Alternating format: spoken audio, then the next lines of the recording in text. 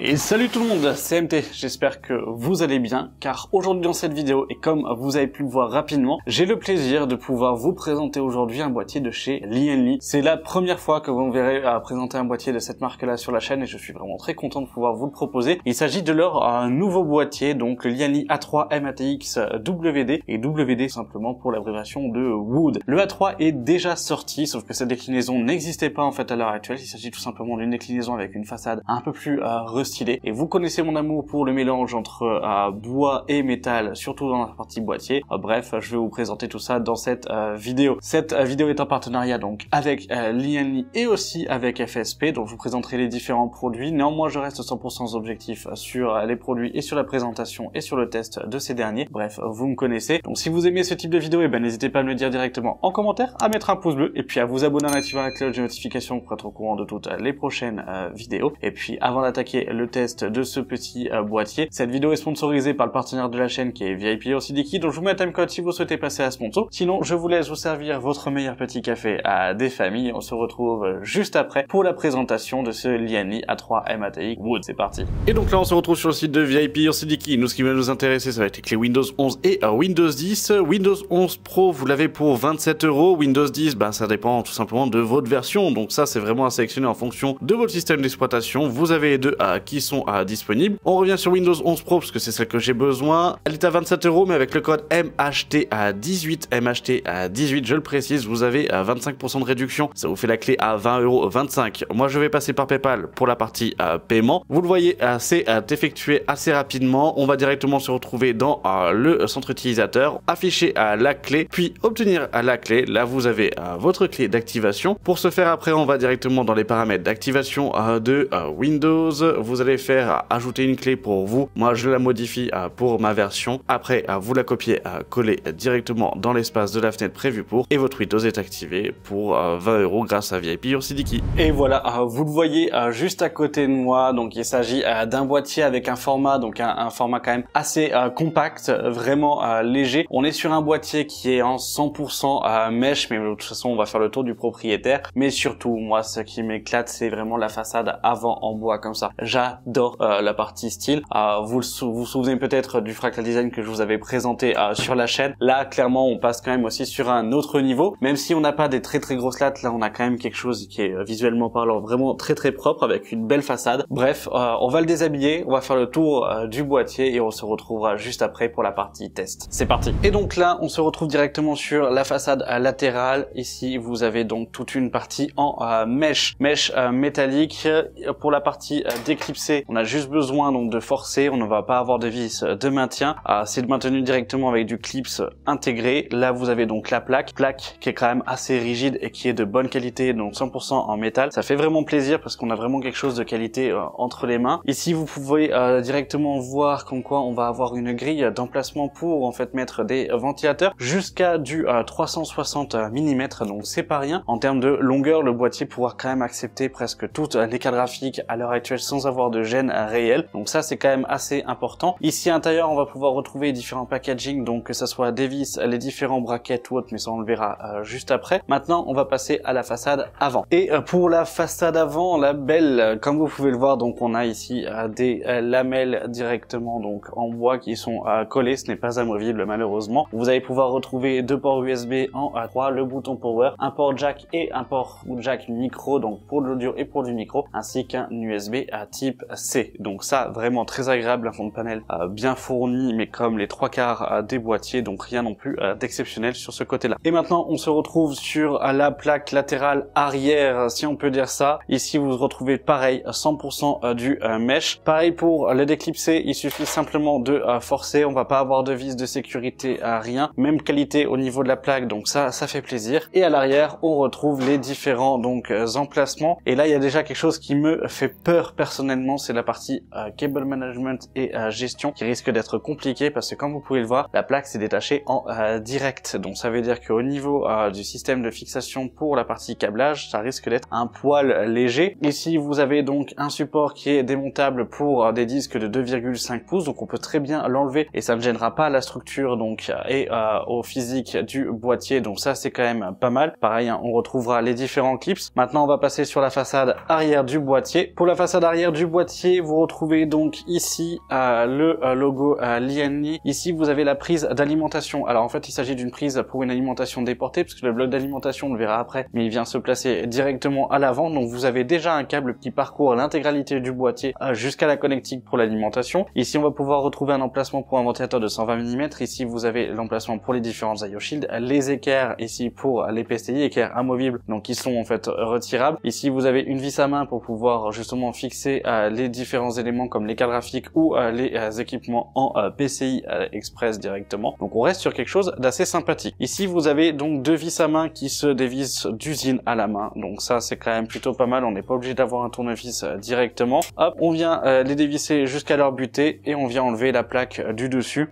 Pareil, plaque en mèche vraiment en fait costaud aussi, qui permet de pouvoir dévoiler le système de refroidissement et la partie capacité du dessus. Pour le dessus, comme vous pouvez le voir ici, on se retrouve du coup avec un grand rail de système de fixation, et clairement là on va pouvoir en mettre jusqu'à du 420 mm, donc c'est quand même pas mal. On a vraiment pas mal de possibilités au niveau du système de refroidissement. Après attention au niveau de ce dernier, au niveau de la largeur qu'on va pouvoir en fait placer, parce qu'on va vite arriver à un problème qui va être ici. Il s'agit tout simplement de la cage pour le bloc d'alimentation. Comme vous pouvez le voir ici, vous avez tout le câblage du front panel qui est en bas. Ici, vous avez donc les différents équipements qui sont donc tout simplement un bracket pour du SFX et un bracket supérieur à ce moment-là pour une fixation plus longue de d'alimentation. Donc en fait pour les plus gros formats. Ici, vous avez une boîte avec toute la partie visserie. Donc ça, en fait, on détaillera juste après. Maintenant, on passe au-dessous du boîtier. Et maintenant, quand on passe au-dessous de ce dernier, vous pouvez y retrouver directement donc un filtre anti-poussière avec une petite encoche qui est quand même assez sympathique. Le filtre est très léger et on est sur un filtre classique amovible avec une partie aimantée.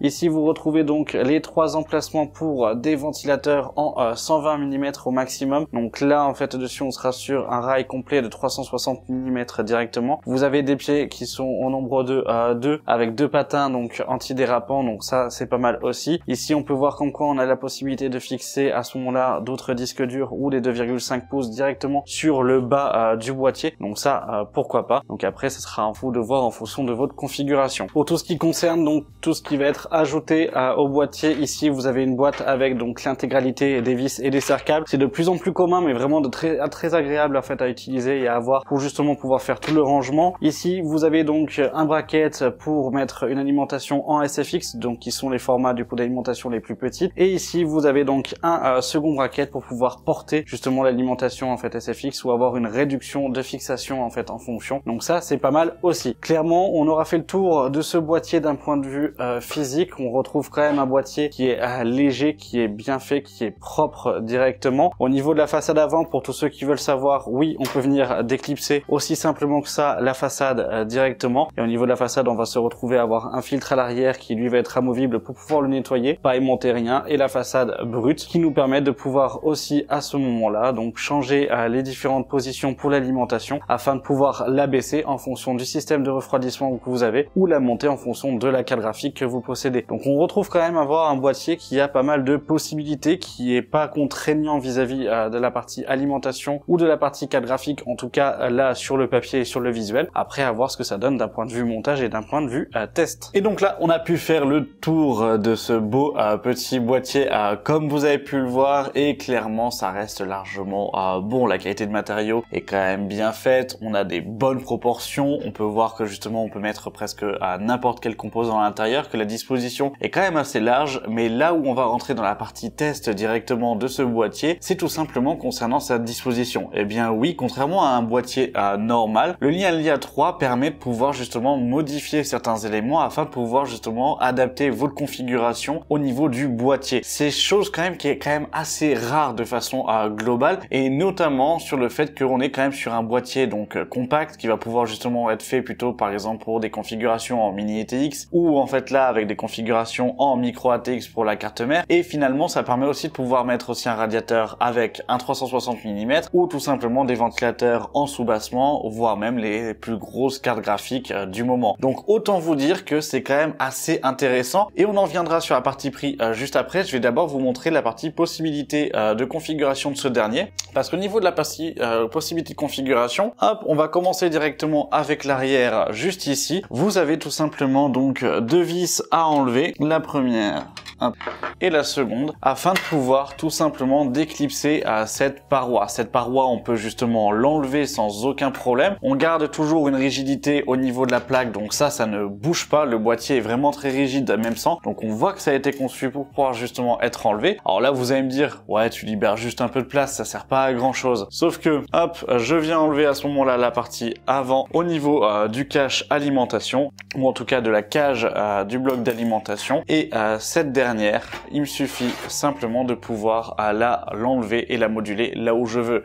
Alors vous pouvez la moduler en termes de hauteur vis-à-vis de la partie avant, donc ça en fait on va pouvoir changer et avoir diverses positions comme on veut finalement au niveau du boîtier. Donc ça, il y a quand même quelques crans qui nous permettent de pouvoir modifier son hauteur, donc ça c'est quand même très agréable. Sauf que la partie qui est la plus agréable, c'est le fait qu'on puisse carrément remplacer la partie support 2,5 pouces par la cage alimentation. Et là, cette dernière, on peut à ce moment-là la plaquer directement ici. Ce qui nous permettra à ce moment-là de pouvoir justement bénéficier au niveau de l'avant du système de refroidissement optimal et donc de pouvoir ajouter carrément donc 3 ventilateurs en 120 mm ou 2 ventilateurs en 140 mm, car là ça va être compatible sur cette grille. Cette grille est elle aussi amovible, donc on n'est pas obligé de la conserver. Vous avez tout simplement aussi 2 vis à enlever et hop, c'est terminé. Et donc si vous enlevez cette partie là, si vous ne souhaitez pas mettre de système de refroidissement, vous bénéficierez finalement d'un plus grand espace. Vous pouvez l'enlever, ça ne gênera en rien la partie rigidité du boîtier. C'est fait justement pour être modulé à 100%. L'une des difficultés majeures sur ce type de boîtier, où on est quand même sur des boîtiers qui sont compacts, c'est la possibilité de pouvoir être compatible avec n'importe quel type de configuration. Le fait d'avoir cette modularité au niveau de la partie placement d'alimentation, de la baie donc 2,5 pouces, d'avoir l'aspect donc système de refroidissement supplémentaire et de la possibilité de pouvoir en fixer, vous permet finalement de pouvoir avoir une compatibilité qui soit poussée et qui soit beaucoup plus élevée. Chose qui est quand même assez agréable et qui est peu commune, parce que dans les 3/4 des boîtiers qu'on va avoir de façon mini TX ou autre, généralement on est obligé d'adapter sa configuration au boîtier et pas l'inverse. Et adapter une configuration à un boîtier, généralement c'est quand même plus coûteux, où vous allez avoir des pertes au niveau de la partie performance, simplement pour pouvoir avoir un côté esthétique. Là finalement ce boîtier permet d'avoir toutes les possibilités en fait derrière, et donc nous permet en fait à ce moment-là de pouvoir tout rentrer sans aucun problème. Pour vous donner un ordre d'idée, et c'est là où ça va être quand même assez intéressant, c'est que là vous avez un bloc, donc c'est une RM750 de chez Corsair. Ici c'est un bloc classique, sauf que si je veux le placer à l'intérieur de la configuration, hop, même si c'est compatible, une fois du coup le cache vissé directement et le cache positionné, le bloc comme vous pouvez le voir prend quand même beaucoup de place. On n'est pas sur un petit bloc, et si on vient rajouter des câbles, ça fait vite fouillis en fait dessus. Et sur ce type d'alimentation, pour des cartes graphiques qui vont être quand même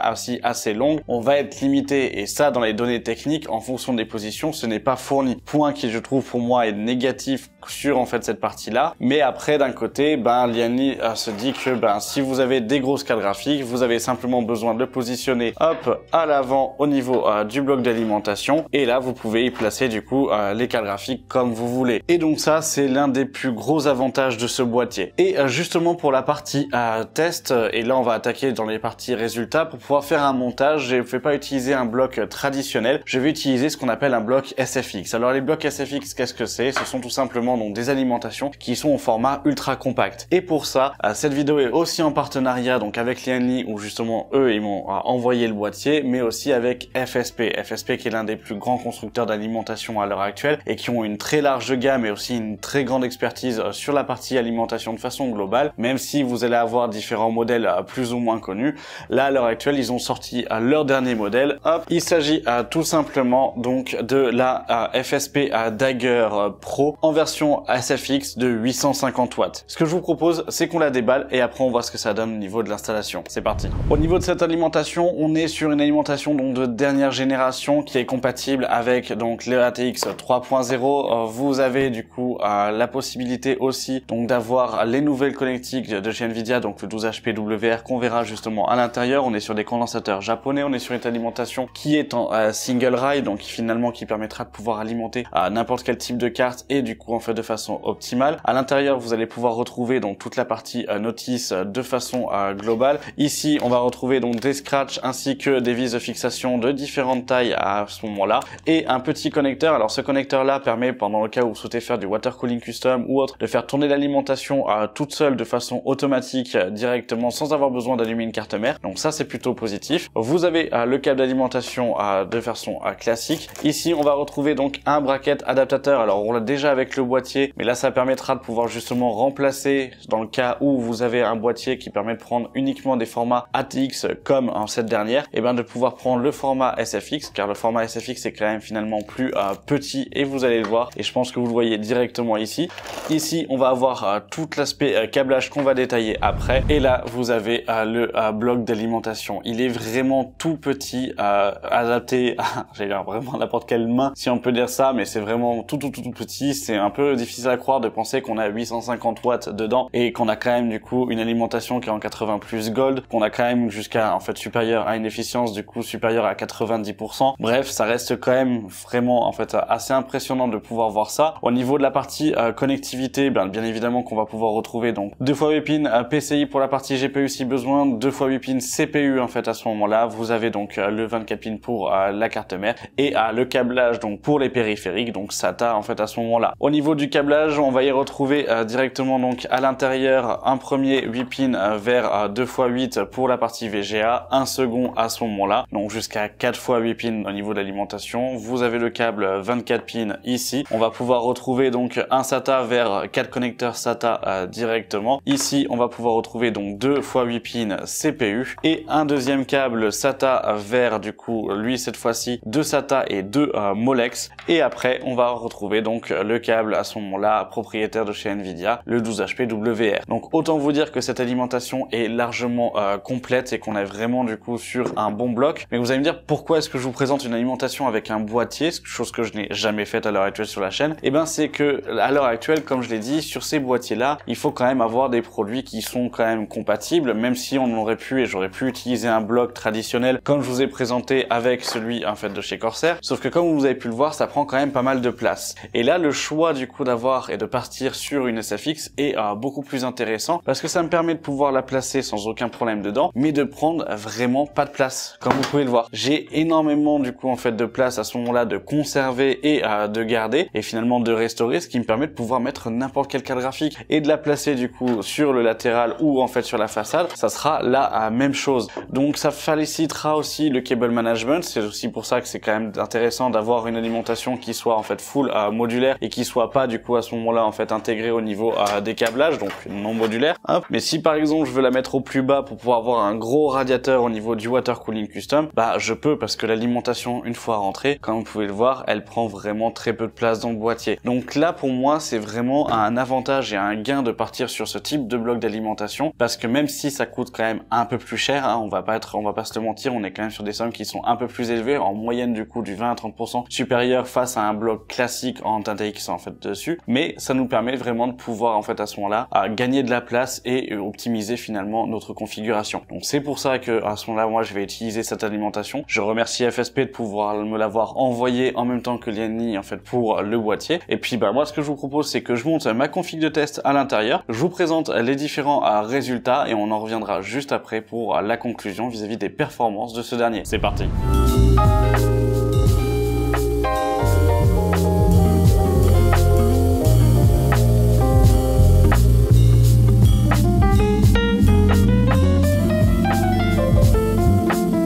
One eternity later.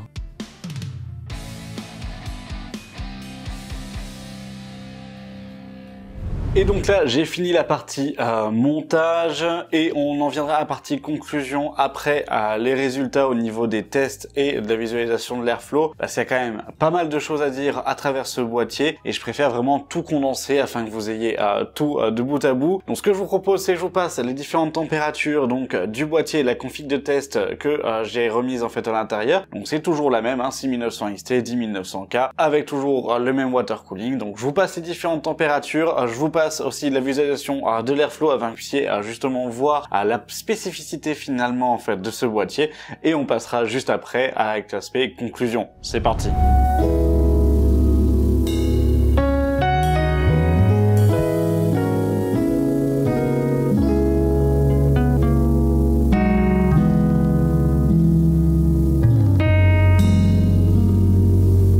Et donc là, comme vous pouvez le voir, vous avez les différents résultats des températures. Et clairement, on a vraiment de bonnes températures. La configuration de test n'a pas changé. On est toujours sur un i9 10900K. On a toujours donc la 6900 XT TUF OC. Au niveau des plans que je vous ai fait, ou la partie montage, etc., c'est vrai que c'était la partie montage pour les plans de la vidéo, mais tout a été testé à chaque fois, donc sous la même configuration. Et j'y mets un point d'ordre afin de pouvoir tout équilibrer à chaque fois. Donc toujours un stress test pour CCT GPU et CPU, donc pendant 1 heure, et ce sont les températures maximales relevées. Et sur la partie IDLE, c'est sur le bureau, donc après une demi-heure, la température maximale est stabilisée de notre petit processeur. Pour la partie bureau, et ben on est à 29 degrés, c'est vraiment pas mal en fait à ce moment-là. Pour en fait la partie processeur, on est à 69 degrés, et là c'est vraiment bien. On arrive presque au résultat que l'on avait pu avoir sur le A21 de chez Asus. Et pour la partie carte graphique, on est à 77 degrés, donc qui est quand même aussi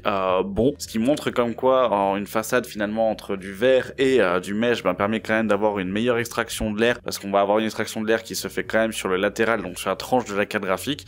Là ça permet vraiment d'avoir une belle expulsion au final, et donc de pouvoir avoir un refroidissement qui soit peut-être plus performant, en sachant qu'on a aussi de l'air frais qui rentre de façon constante et de tous les côtés. Donc là franchement niveau résultat, je suis quand même ultra satisfait. Les températures sont bonnes, ce sont pas les meilleures, le A21 restera du coup plus performant là à l'heure actuelle, mais franchement on est quand même sur de bonnes températures, et en sachant qu'on est quand même aussi sur une configuration assez grosse. Voilà. Et voilà, alors vous avez pu le voir avec les résultats, et au niveau de la visualisation de l'airflow, qu'au final on se retrouve quand même à avoir un très bon boîtier. Au niveau de la ventilation, on est quand même au top, si on peut dire ça, même si physiquement, du coup à l'avant vous n'avez pas d'entrée d'air, parce que là j'ai placé l'alimentation en façade directement afin de pouvoir faire rentrer la 6009 qui est quand même très grosse, je tiens quand même à le préciser. Mais le fait d'avoir le boîtier qui soit en 100% mesh sur le dessous, sur le latéral, sur le dessus, ainsi que sur le latéral arrière, fait que vous avez de l'air qui passe de partout. La configuration est bien refroidie, on n'a pas l'obligation de pouvoir mettre des ventilateurs à 100%. Là j'ai fait une petite modification et je vous ai mis un 360 mm pour pouvoir vous donner un peu finalement une visu de ce que ça peut donner dans le boîtier. Donc comme vous pouvez le voir, on a quand même finalement une belle configuration. Le mesh cache un petit peu tout ça, mais laisse un petit peu entrevoir la partie RGB. Donc là c'est vraiment pour tous ceux qui voudront avoir un build qui soit le plus sobre possible. En fonction des cartes graphiques et en fonction des cartes mères, vous auriez la possibilité de pouvoir y mettre aussi des ventilateurs sur le dessous. Mais là c'est là où on en vient avec l'aspect point négatif et point positif de ce dernier. Parce qu'au niveau des points positifs, le fait qu'il soit amovible, c'est génial. Le fait que l'on puisse mettre du 360 mm sur le dessus ou en fait sur la façade en fonction du placement de son alimentation, c'est génial en fait aussi. Le fait d'avoir la possibilité de pouvoir mettre n'importe quelle carte graphique et de pouvoir avoir un boîtier qui évolue dans le temps en fonction des tailles, ça c'est aussi du coup pour moi un point en fait positif qui est vraiment du coup en fait essentiel. Et sur le SP aussi que vous avez la partie design, donc ça c'est en fonction si ça vous plaît ou pas. Là ça va être pour moi vraiment ces points positifs. Et ce boîtier, je vais